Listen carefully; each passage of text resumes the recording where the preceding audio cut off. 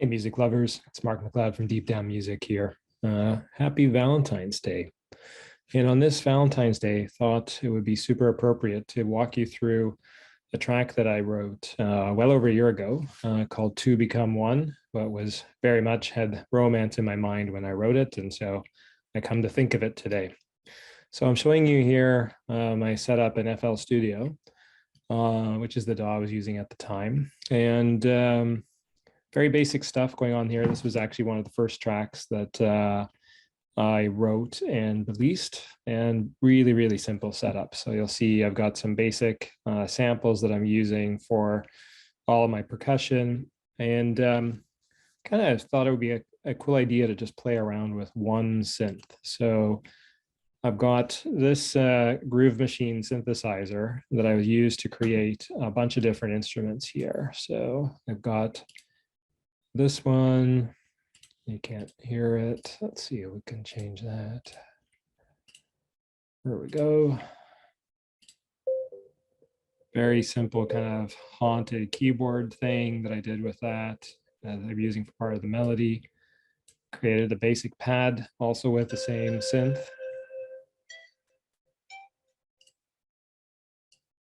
And then I used the same thing for the bass line. I used the exact same synth. Took a preset, started fucking around with it. Took a simple vocal sample of kind of like a sexy female vocal.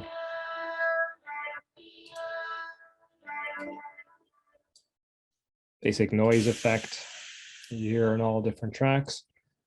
And I wrote this kind of thinking about my girlfriend at the time, now my fiance. And she really loves these kind of dirty stabs, these like horn stabs that you hear sometimes in tracks by artists like Yoto.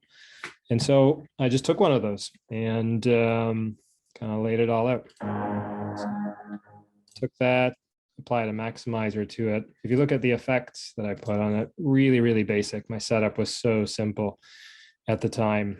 One thing all producers will kind of acknowledge is like every day is a school day, and the more you learn, the more you realize you don't know.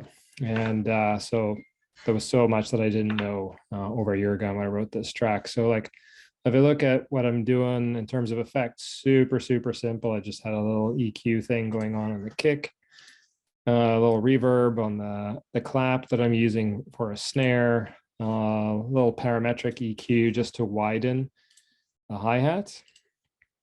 Used a little delay on the congas, nothing on the other conga, little reverb on the vocal. I used a bunch of delay on that kind of little haunty keyboard, like little melody thing that I first played for you. So I've got kind of a couple of different delays and reverb on that, and a little reverb and delay on the pad, and use a little maximizer on the bass line, and similar parametric EQ. Again, some reverb on kind of just the kind of wind effect. And that's pretty much it. So wrap this up and give you guys a listen of the fully completed track. Enjoy.